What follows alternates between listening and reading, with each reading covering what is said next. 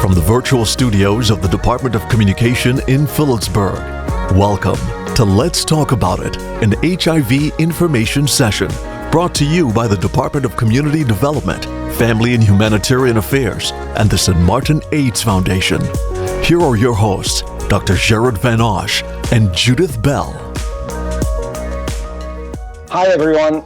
Thanks for joining us for today's interesting program titled Let's Talk About It. Information about HIV brought to you by the Department of Community Development, Family and Humanitarian Affairs in collaboration with the St. Martin AIDS Foundation. You maybe thought HIV has vanished because our attention is currently mainly on COVID. But although mostly invisible, HIV is still around and infecting persons on St. Martin. Can you get HIV? Well, if you're sexually active, yes, you can. HIV and AIDS don't discriminate. So whether you're local or born elsewhere, whether you're straight, gay or bi, go to church or not, whether you're black, white, Asian, or any other background, once you're sexually active, there is a risk. Sometimes even when you think you're safe. So let's be honest. It's not those others that are at risk. It's all of us in some form or the other being affected or infected by this virus called HIV. We'll be offering you two programs. Today, we're focusing on general information about HIV and AIDS, talking with two persons living positively with HIV. We'll talk about what is HIV and is it the same as AIDS? How can you become infected? What kind of prevention is possible? Treatment options, where to get tested, and personal experience of persons who actually live with HIV. In our next program, we'll focus more on living with HIV, personal life stories of two persons that are living positively despite their HIV diagnosis. And although interesting for everybody, I think, our next program is especially geared towards persons living with HIV on St. Martin and their loved ones. Today, Judith Bell, the Executive Director of the St. Martin AIDS Foundation, and I will be talking with Tamisha Isaac and Pedro Benitez. Tamisha was born and raised in St. Martin, French side, and Pedro was born in Puerto Rico. Both are currently living in the United States. Thanks again for joining us. My name is Gerard Van Osch, and I'm the founder and president of the St. Martin AIDS Foundation. Before we begin, I would like Tamisha and Pedro to introduce themselves a bit more. Tamisha, maybe you can begin. Thank you, Dr. Van Osch. My name is Tamisha Isaac. I was born, in Guadeloupe, but raised on the French side of St. Martin. Yes.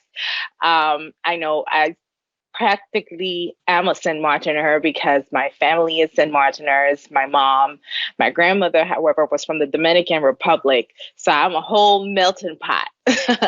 Again, I'm Tamisha Isaac. I'm CEO and founder of Openly Positive, an HIV AIDS organization here in the United States, New York, to be correct, but that's geared towards people living with HIV, giving them hope and inspiration that they can live after a diagnosis. Thanks, Tamisha. Pedro? Good morning. My name is Pedro Benitez. I was born in Puerto Rico. I left around 12, 13 to the United States. I have a lot.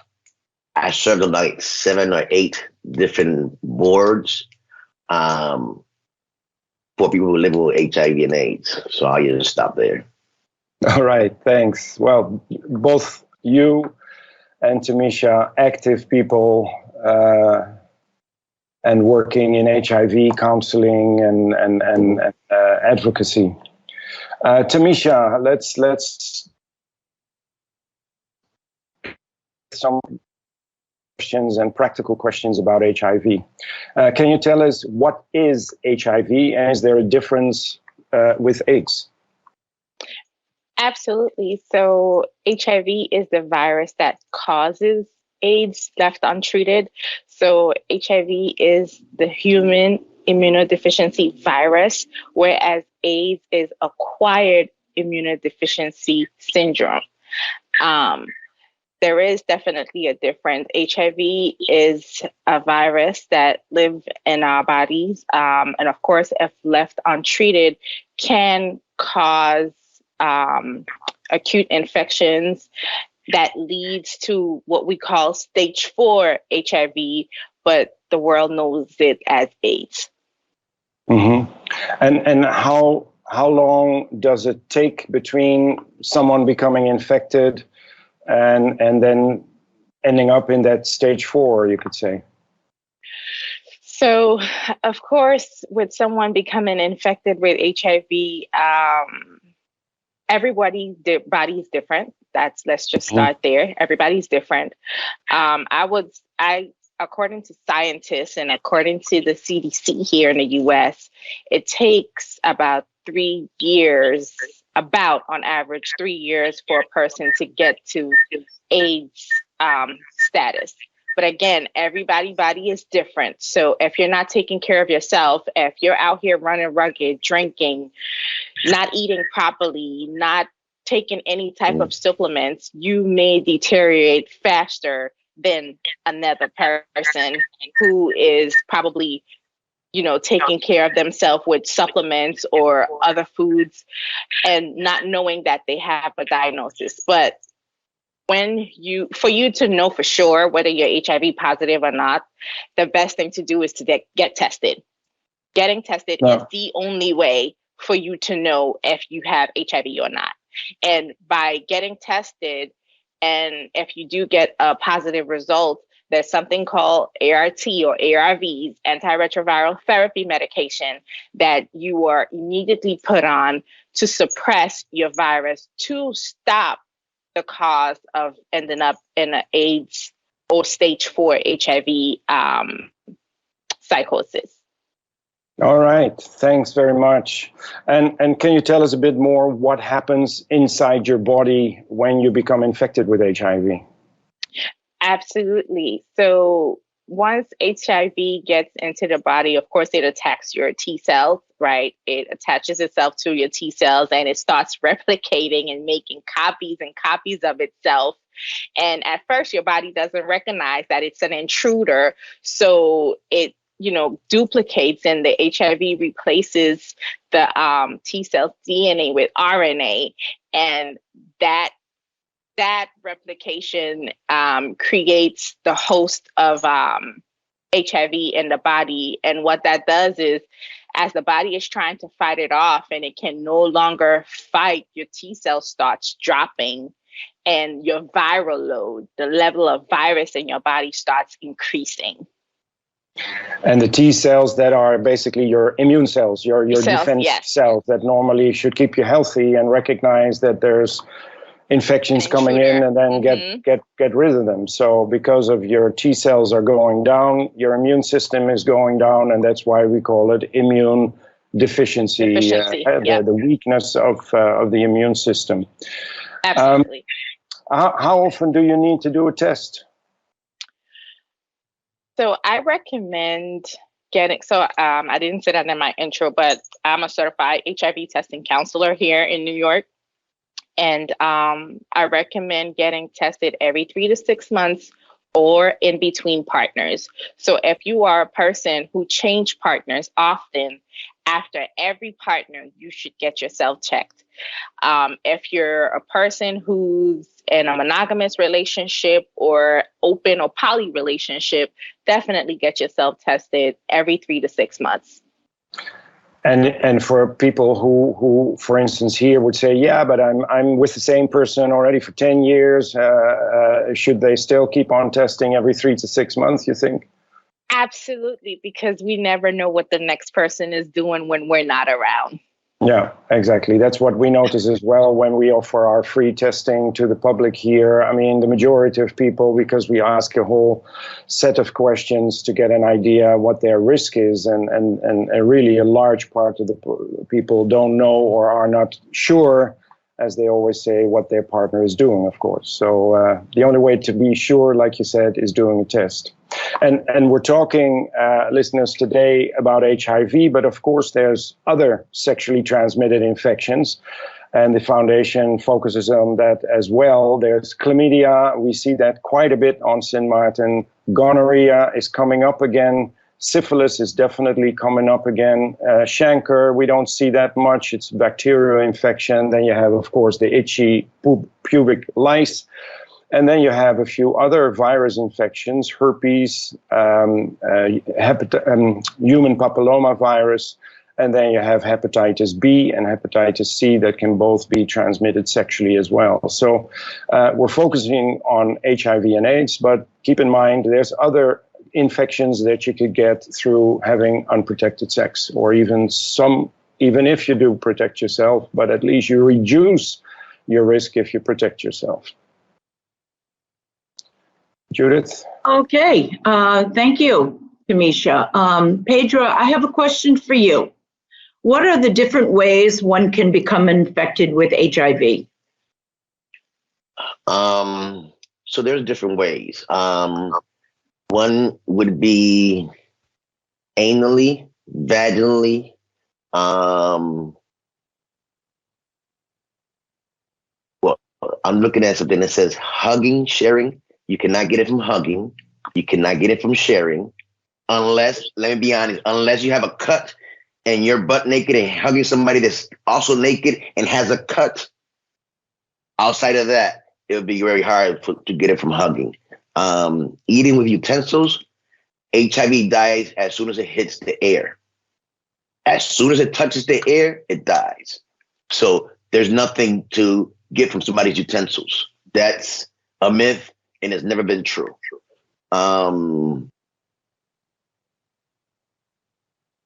Anything else? Okay, well, if that's it then. I know, the blood, vaginal secretions, yes, semen. Yes. Those are all ways that you can become infected with HIV. Yes. What is your advice for people, especially young people that are just starting out in a sexual relationship? How should they go about making it safe? Well, first, I'm going to go back to the kissing part because I always say something about kissing because I get that a lot. And my answer to that is there is in your secretions, there is HIV, but you need about 5 gallons of milk. If you're kissing that much, then you shouldn't be kissing nobody. Okay. Let me say that. If that's that much, if there's that much fluid, then kissing is something you should not be doing. 5 gallons is a lot. 5 gallons is a lot. I wanted to go there because I get that question a lot, and that's the way I answer it. And everybody's like, 5 gallons? I'm like, if you're kissing that much, then kissing is dead for you. So what would your advice be for somebody just starting a new sexual relationship? How could they do that safely? I'm going to use my daughter as an example. My daughter years ago, she met a guy and she told him after a while he wanted to go, after using condoms for 6 months to close to a year, the guy wanted to go stop using condoms. And she said, oh, you want to start using condoms? That's a different level. And unless there's a test, we're not doing that. He was like, so I gotta get a test to go wrong. She said, if you get a test, I'll hang from any chandelier, but I need a test for them chandeliers to be hanging. So, I use that as an example. And I told my daughter I use an example because I've taught her so much that unless you have a test, you can't go a different level. She said, if we're honest with each other, then we can go further. But if we're not honest, then you have to be honest and know who you're dealing with these days. And then I notice very often, men here are scared for needles in the Caribbean. So they very often send their female partner, their girlfriend or their wife to do the test. And then if you're okay, then they think, then I'll be okay as well. And it doesn't work that way because... No. A lot of times there are diseases that men carry that you never show signs for. And you transfer it to a woman, and you're like, oh, I don't have that. You have that, but you've never done a complete checkup on yourself to be truthful for that statement to be truthful. Yeah, so it's important to do a test together, show each other the results so you can trust each other there. Yeah. Thanks. St. Martin, the St. Martin AIDS Foundation, located in Coal Bay, does free HIV testing. So it is good for the couples to come in and get tested. Pedro, is oral sex safe? Yes, but let me yes with an apostrophe, and if a person is having oral sex and they know that there's no cuts, there's no bleeding, when, for example, I was talking to my supervisor and we was talking about oral sex, and she says she always tells people, do not brush your teeth before having oral sex, because when you brush your teeth, now you're opening wounds in your mouth, and it's easier for disease or virus to get to you. So I always say, if you're going to do oral sex, rinse your mouth, don't brush it, rinse your mouth, and have fun. Yeah, and then quite interesting. Something that people need to keep in mind. I mean, HIV, like you mentioned, kissing, 5 gallons of saliva and that kind of stuff. Oral sex is relatively safe as long as you don't have bleeding gums, etc. But what people forget is that you can get pretty much every other sexually transmitted infection through oral sex, because most of them go through saliva, actually. So that's something to keep in mind, because people, when we ask questions, you could say pretty much nobody uses condoms, or in the past you used dental dams going down on a woman. That basically nobody does that. So there is still little risk, be it for other STIs with oral sex, but not so much for HIV. Thanks. And one more point, Pedro. People often say somebody can give you HIV, but do people really give you HIV? Because AIDS stands for Acquired Immune Deficiency Syndrome. So isn't one responsible for themselves? Yes, I always say, can you get HIV? I said sometimes you volunteer for it. If you're not being truthful with yourself and your partner, like everybody have a paper. If you're not being truthful, then and you're out there doing things that you're not supposed to. I'm an outreach worker, and I always come across couples, and I do not like to outreach to couples, because with me, they're gonna say, "Oh, we love each other, everything is all right," and I'm gonna question your whole relationship. My comeback is, oh, so nobody works. Y'all just sitting at home 24/7, nobody works.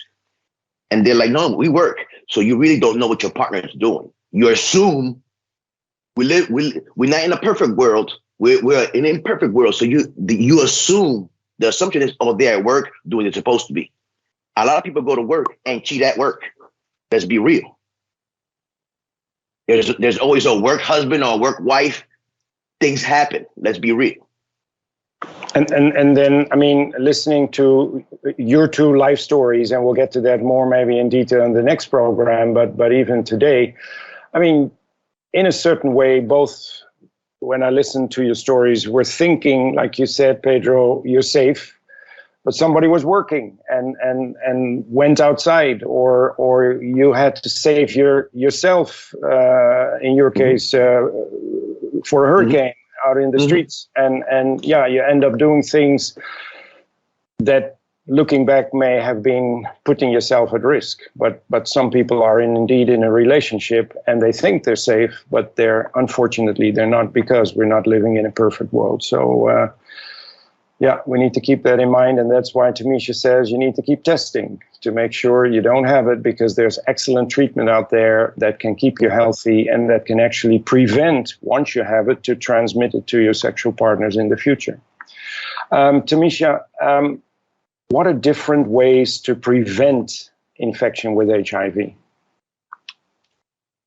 So, of course, there's always abstinence, right? But I'm going to use Pedro's words. We're not living in a perfect world. Definitely there's PrEP for people who are out here active if you are active and you are active with someone who's HIV positive, PrEP is also an option. And always, always good old faithful condoms, male condoms and female condoms. They are also a preventive measure for keeping you safe from contracting HIV and also other STDs and STI, except for herpes, when it comes to the condoms part. All right, and many people may not know what PrEP is. Can you explain what PrEP is? Absolutely. So PrEP is a pre-exposure prophylactics. So PrEP is a preventative medication that was created for people who are HIV negative to take. It's 1 pill a day. You take, like if you were taking a vitamin or any other supplement that you would take to prevent you from contracting HIV in any case you were ever exposed to HIV. Yeah, because it's basically part of the same treatment as for HIV. Yeah. So if a little HIV were to jump over, it can't catch your immune system, basically, because you try to kind of knock it down right away before it even gets into your system. And then there's something like PEP also, which is post-exposure prophylaxis. What's that about?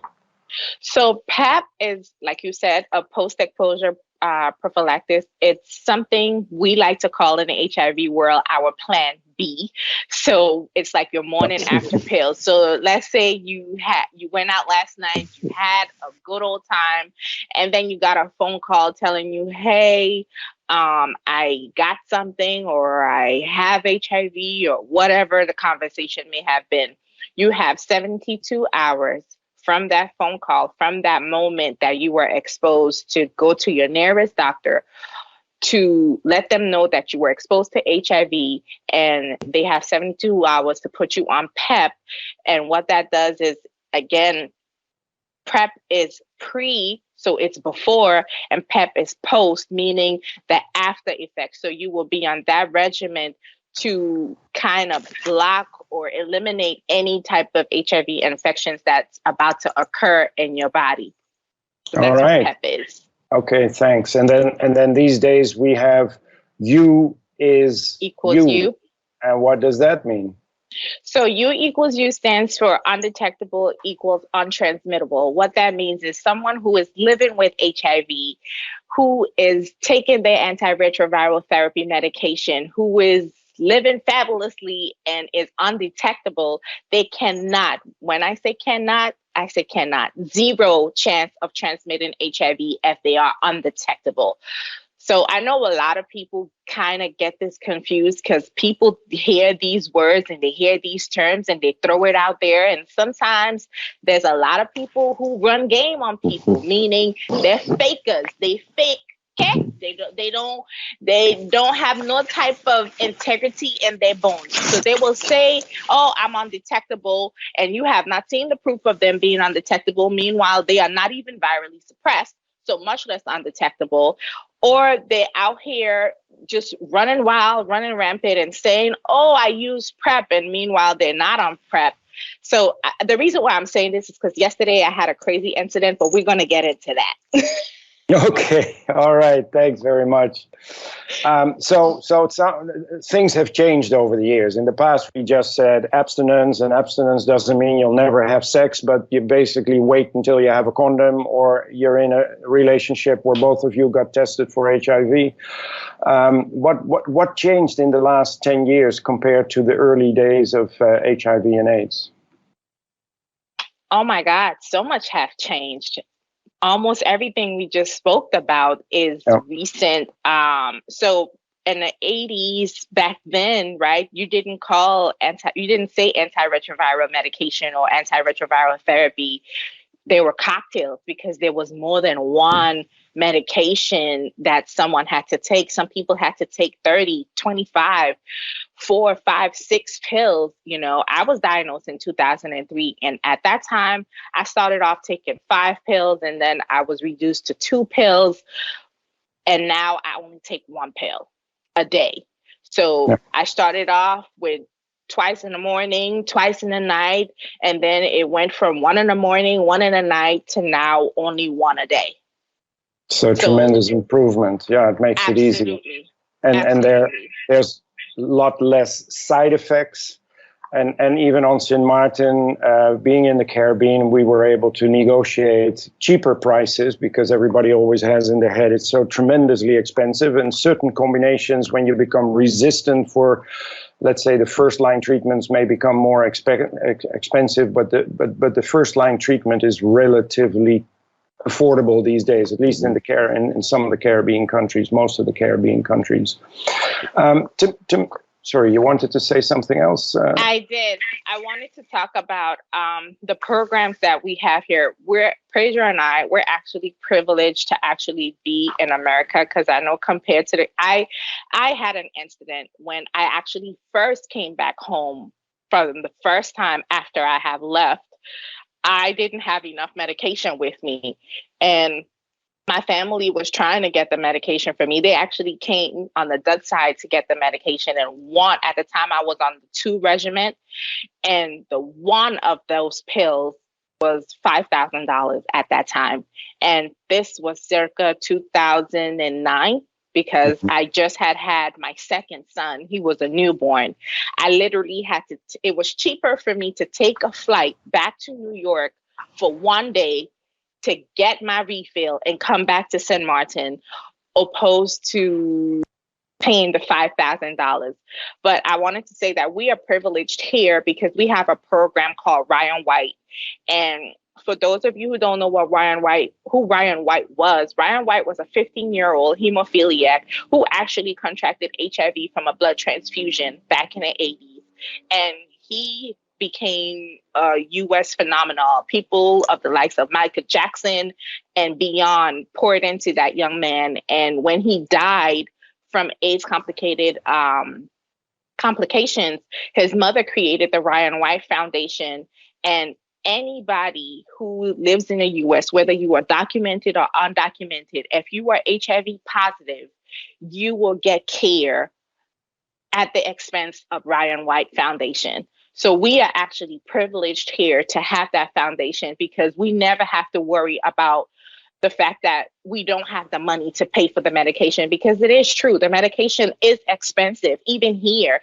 Like, I have a quote that says that medication in the US they spend about $28,000 weekly on medication, like the pharmaceutical companies. So can you imagine what they resell that if we didn't have Ryan White, or if we didn't have ADP, which is also another subsidy of Ryan White? It's called ADAB.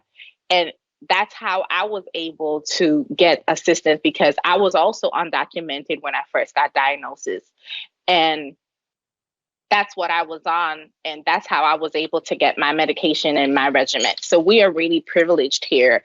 And I pray that one day St. Martin can reach to that point where everyone living on that island who is HIV positive can have access to care regardless of their status and regardless of their socio-economical status, whether they're documented or undocumented, because I don't think that you should suffer because you don't have papers for a place. Yeah, and thanks for mentioning that, because that is, I've been busy with that on the Dutch side for more than 15 years, talking to government. Currently, on the French side, the French government is actually paying for anyone, whether you're documented or not, for HIV treatment. On the Dutch side, that is not the case. So basically for the past, 31 years, I've been treating uninsured persons living with HIV on the Dutch side through the AIDS Foundation and my own efforts. So still everybody can get it, but at the same time, it's a public health issue. So it's very important that government starts changing their thoughts on this, and that indeed anyone who has HIV is able to access treatment. When you mention those prices in the United States, the Western countries, you could say, the richer countries are actually paying for a large part for the expensive prices of medication. But for instance, Biktarvy, the first line treatment we're using here on the Dutch side and a lot on the French side as well. On the Dutch side, we pay about $200 for that. whereas the French side, because it's France paying for it now, pays much more for it. So richer countries are paying for the poorer countries to keep the prices down in a certain way. You mentioned you were pregnant at some point. Is it possible to become pregnant and have children when you have HIV, Tamisha? Absolutely. So a person living with HIV can more than can definitely live a fulfilling life. Okay. We are normal human beings doing our normal human daily activities. I was 19 years old when I was diagnosed. I had my first son at the age of 23. And of course, at the time when I got pregnant with my first son, I was scared, and I actually was considering having an abortion, because one of the things that I promised myself is I never wanted to transmit my HIV to anybody. So when I thought I was food poisoning, first of all. So when I went to my doctor and I was like, I think I got food poisoning. And he was like, okay, well, we're going to run a whole test. And he was like, do you mind if I do a pregnancy test on you? I was like, I don't care. Just run it. So he ran the pregnancy test. And of course, it came back positive because I wasn't food poisoning, but I was pregnant. And of course, I had a lot of questions. I was like, I didn't want to have this baby. I was considering having an abortion. And he actually sat me down and explained to me that because I've been on antiretroviral therapy for quite some time, I'm actually undetectable. And that was the first time I heard about undetectable equals untransmittable. Of course, it wasn't a movement back then, but I knew that because I was undetectable, I couldn't transmit HIV. And once he told me that, and he explained to me how that would work, what would happen, the medication so let me backtrack. The medication that I was on at the time was Virate and Combivir, I believe. So because those two medications didn't work together for pregnant women, he had to change my medication. And that's when I transitioned from the 2 a day to the 1 a day, because that was more beneficial to me as a pregnant woman. And what happened after that, I carried my baby. I had a C-section, of course, not because of my HIV, but because of other complications that I had personally. And once my baby was born, he actually got, he also got antiretroviral therapy in liquid form for the first 6 weeks of his life. And then he seroconverted, and he got tested again when he was 1, and after again when he was 3. And he's now 15 years old and he's negative. All right. So fantastic. You can absolutely have a baby as a HIV positive person, as long as you're definitely adhering to your medication, of course, because we want you to be undetectable. Being undetectable means that your virus is suppressed, is at bay, and it's not running crazy and rampant in your body, and it's not transmitted to anybody else. And then thanks. And then two things. You mentioned your son became seroconverted, but what people have to understand, when a baby gets born, when we do an HIV test, you don't look for the virus, you look for antibodies. And as a mother living with HIV, you will transmit some of these antibodies to the baby. So when you do an HIV test on a newborn of an HIV infected mother, then you will find antibodies, and then you think, oh God, the baby may have HIV. No, the baby does not have HIV, but has some antibodies which will wane away in a couple of weeks, basically, and definitely within a year. And as long as the mother is on antiretrovirals, on treatment, and the virus is fully under control, basically she cannot transmit the virus to her baby anymore. That's important. And then men, because men, I mean, you were a woman living with HIV, but men, when they have HIV and their female partner does not have HIV, as long as you take precautions with PrEP to, for instance, make sure the woman, your female partner, does not become infected, because obviously you can't use condoms, otherwise you can't make her pregnant. But if you use PrEP, or at least the male partner has the virus fully under control, he cannot transmit the virus to his partner. Then the female partner, the woman, will not get HIV, and that way she will not be able to transmit HIV to the baby neither. So both men, women, whether you have HIV these days, with the treatments we have available and PrEP, we can really prevent any transmission of HIV to children, to babies. Being realistic, Tamisha, on sexuality, what do you think is part of the dynamics, how people become infected? And that has a little bit to do, we discussed that another time, with how you ended up being infected. At least how you think you became infected. So, to be honest with you, I really think that we have a secret generation. This is what I'm going to say, a secret generation. That's what I'm going to call them. A secret generation of bisexual men, because it's not the fact that they're not attracted to women, because clearly they are, but they're also attracted to men. And I feel like for so long, especially on the island of St. Martin, we love to experiment. We love what we love, and we party. We're partiers. And sometimes those parties end up being things out of this world. So I may feel very frisky one day, and I will go with a girl. And whoever my partner is at the time feel the same way, and he ends up going with Joe Schmo. And the next thing you know, Joe Schmo is infected with HIV, unbeknownst to my partner. And my partner is having his good old time, and then he comes home to me every night. And we're doing our do, unprotected, of course. And he got infected, not knowing that he's infected, or possibly know that he's infected and don't care, because that happens too. And then he transmits HIV to me. And I really, really feel like that's exactly how that's been happening. A lot of people, a lot of heterosexual men are not honest with themselves, because they like women, yes, but they also like men. And I feel like they keep that part of them secret.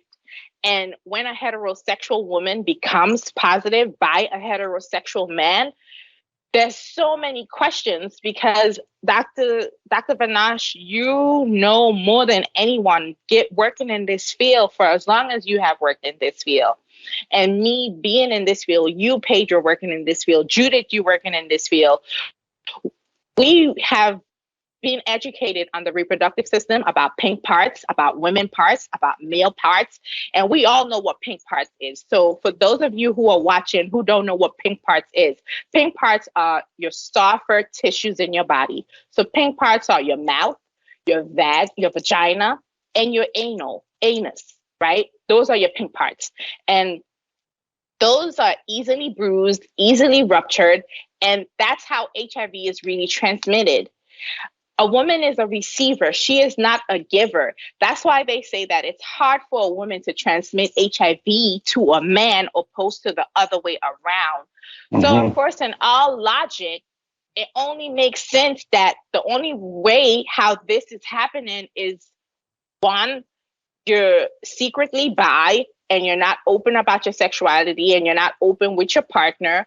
Or two, you were with a woman who was probably in her acute stage of infection, because that's also the only way for you to contract HIV is if you're within that acute stage. A person is highly infectious when they first contracted HIV. Yeah. So to me, those are my only two synopses and my only two conclusion as to how or why someone will become infected with HIV. And of course, the people who don't take care of themselves, the people who are not adhering to their medication, who is just out here running rampant and who's in denial pretty much, because that's what it is. Denial makes you not take care of yourself and continuously, repetitively infect others while still putting yourself in danger, because you could get reoccurred infection. And I know a lot of people didn't know that. Someone who's living with HIV can contract. So if I sleep with Pedro, he knows he's infected, but he's doing his own thing. He's not adhering to his medication. I'm HIV positive. I'm adhering, but he's not. And we go together. We both have two different strains of HIV. I can contract HIV from Pedro the same way how Pedro can contract HIV from me, being that we have two different strains and I'm not taking care of myself and I'm not doing what I'm supposed to do. And then indeed, if for instance Pedro would have used medicine but not properly and became resistant to the medicine, now you would become infected with that same resistant strain of HIV. Yes. And those medicine would not work for you in the future anymore neither. So I mean, it's complicated, but it's also at the same time pretty straightforward as well. Oh, thank you. I have a question, Pedro, for you. Dr. Yes, Dr. Van Rosch always says that HIV is manageable, but a life-changing condition. How did your life change once you found out that you were positive for HIV? Well, I think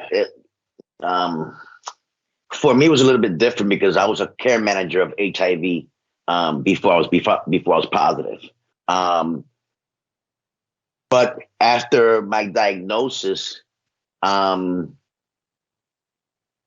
thought it was about medicine.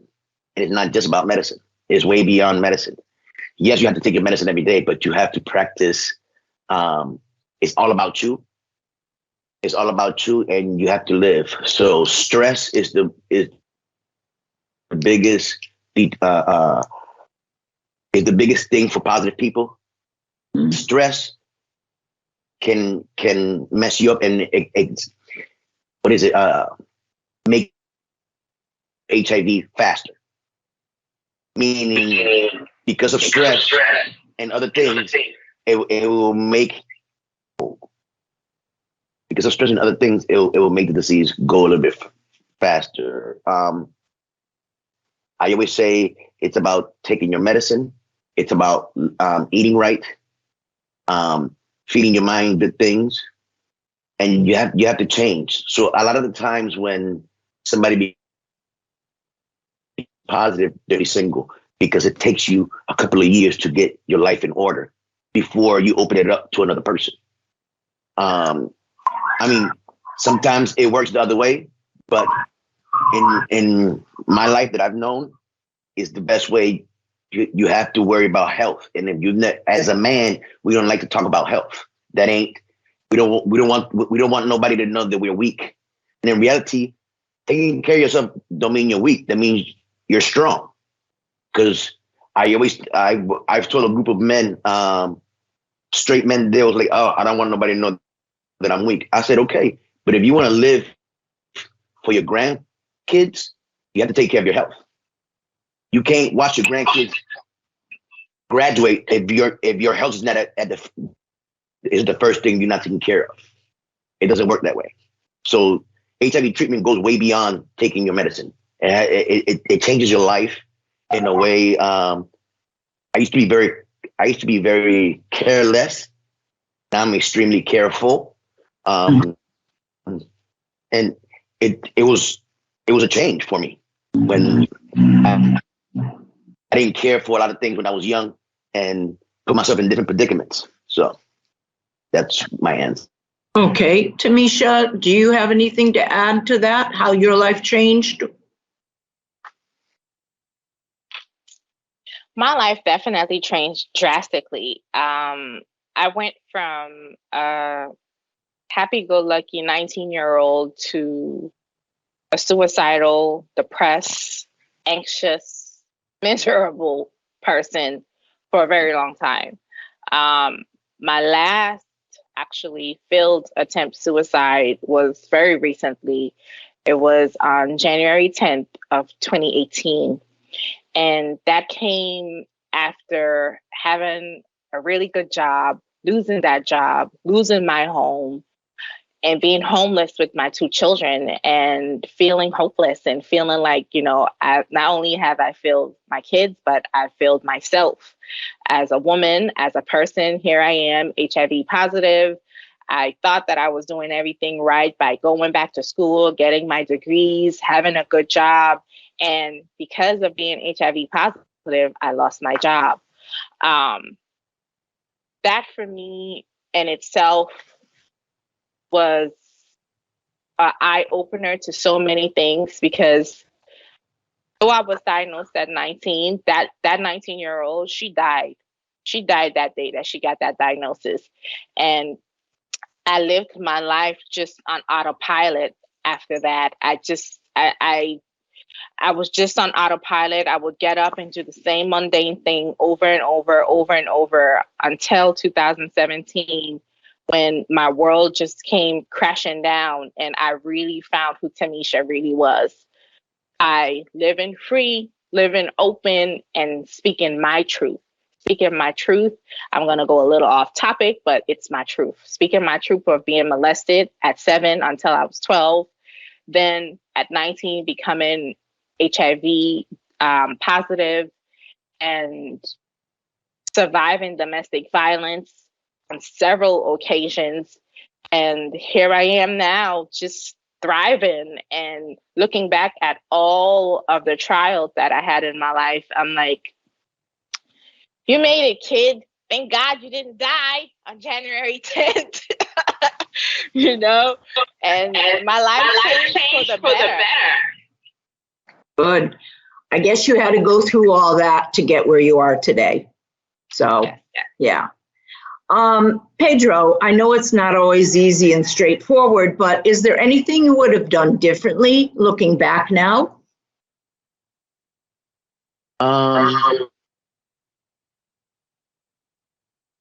No. For me, I had to live, so I made a life change. I made a life decision, and became. I was in Miami. There was a hurricane coming. It was a flood. The shelter wasn't accepting no more people, and this happened in the mid-90s. And I was just walking because I didn't have nowhere to go. I was just walking. A young lady pulled up and say, "I'll give you money to sleep with you." I said, as a homeless person, I was like, "Thank you, God." That's the first assessment. Oh, thank you, God. You got me up the streets. But the backstory to that is, I got infected from a woman that included her and her friends, and I don't know which one of them was HIV positive, but they passed. I acquired the disease that way.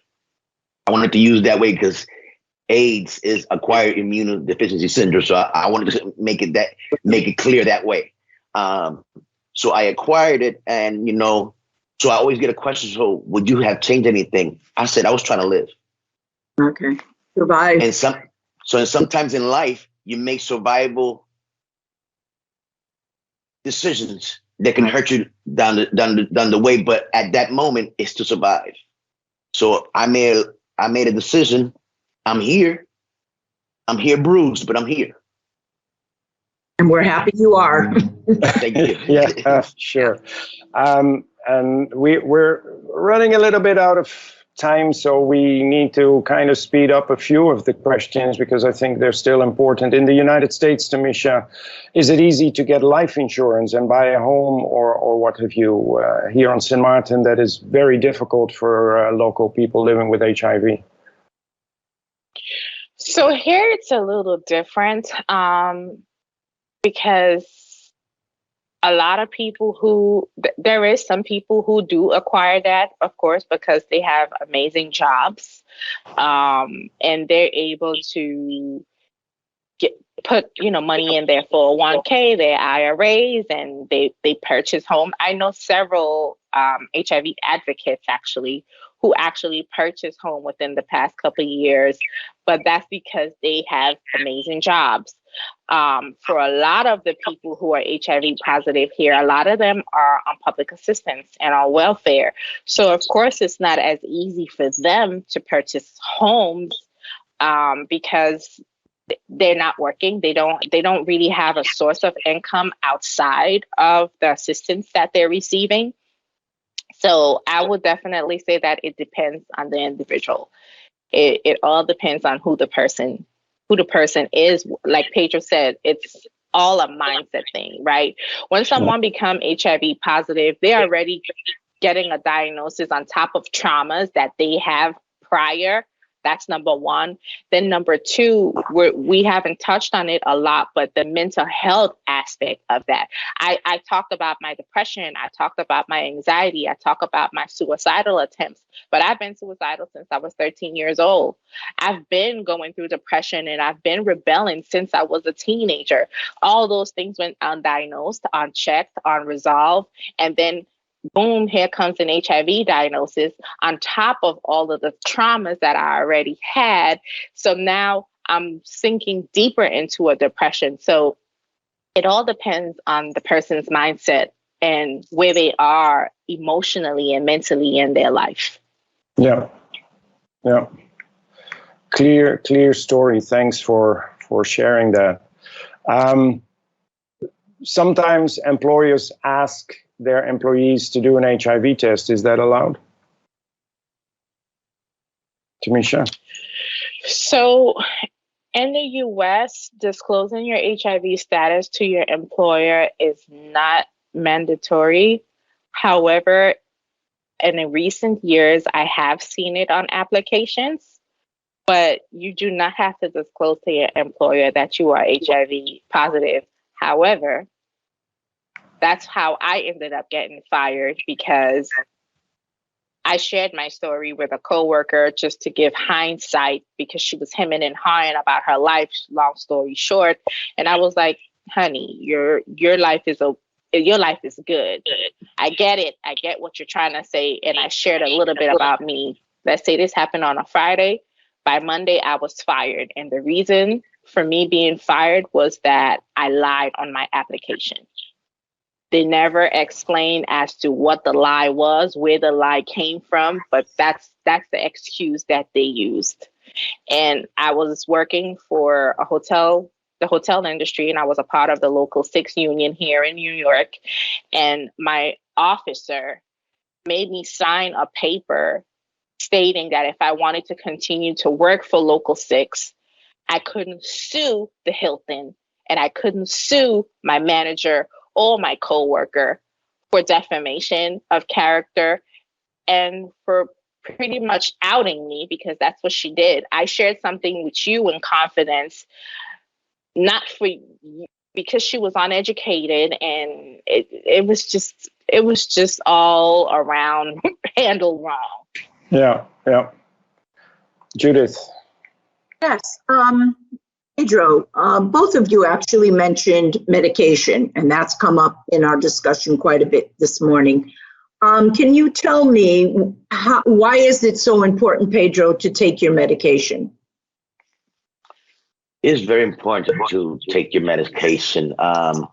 So I shared that I got infected by a woman. One of the things sometimes when you get infected is if somebody's playing with their medicine, the resistance can transfer to you. So there's a whole side of medicine I cannot take because that person was not active on their treatment. So there's a whole side that I've never been on any medicine ever in life, but now I have a whole side that I can't even take because I acquired the HIV. So when that happens, you have to be, I know sometimes it's hard taking your medicine every day, but I always tell my clients, I need you to be between 97 and 100%. You can't go under 97. They'll be like, what you mean? I said, to tell you that every day for the rest of your life, you're going to take your medicine and not miss, that's not being realistic. There are going to be days you miss. But as soon as you realize you miss, I need you to get back on your medicine before you become resistant to any other medicine. So they be like, so I've always heard, I've only missed one in a month or two. So when they tell me that, I always say, okay, you're between the 97 and that 100% range. Because one day it happens. There's nobody perfect. Like I've said before, there's nobody perfect. People have lifestyle that sometimes you can't take your medicine in front of people or you have a partner that doesn't know and you can't take your medicine and you have to, there's things happen. So being realistically, I need you to be between 97 and 100%. That means that you probably missed one day. And as soon as you remember, or as soon as you were alone, you took your medicine. But outside of that, you can become resistant to medicine. And then that's next question. What does that mean to be resistant to your medication? It means that you didn't take your medicine on a daily basis like you're supposed to. And eventually that medicine no longer works for you because you were playing. So that's called resistance. So there's when you're going to the test, doctor, you know what I'm talking about? They have resistance tests to different meds. Right. Yeah. Because we can't just give you medicine. We need to test what can you be resistant to before we give you something. So sometimes doctors will be like, and people don't know you're resistant to this whole. They was like, what you mean? So you have to explain. It ain't nothing you did, but whoever. No, go ahead, doctor. Just like we're hearing now with COVID, the virus is changing. We got new variants. HIV constantly changes as well, especially when it's active. So if you have it suppressed with your medicine, it's not multiplying. It ain't changing. Right. It's just hiding in your body because undetectable doesn't mean it ain't there. It's there hiding, but it's not multiplying anymore. The moment you don't take your medicine, whoop, it starts multiplying again. And then it makes mistakes. And those are the mutations. And those could become resistant to the medicine you're taking. So it's extremely important indeed. Thanks to talk.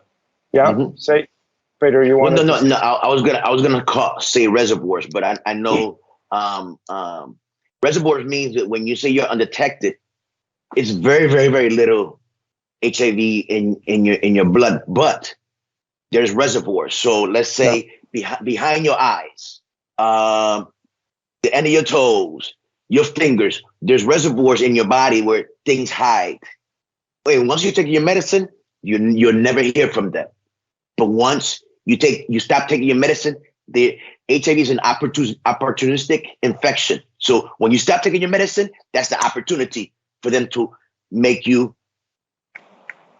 disease flow again because it multiplies at an alarming rate. Yeah, no, absolutely.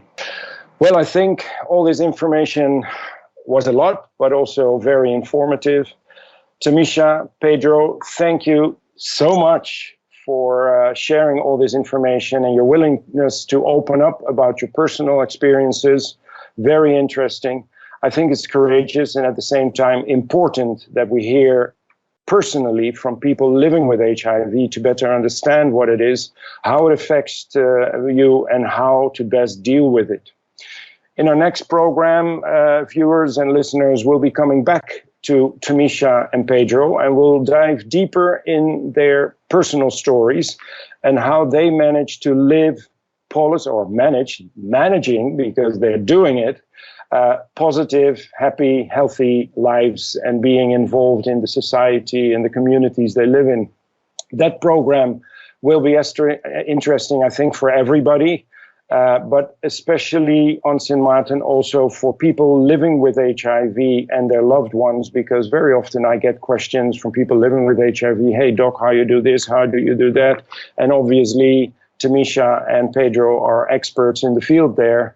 And I also get questions from family members or co-workers or loved ones, like how do I go about? How do I support somebody living with HIV? How can we get the stigma down, etc.? So thanks again, and I look forward to see you back for our next program. So viewers and listeners, stay tuned.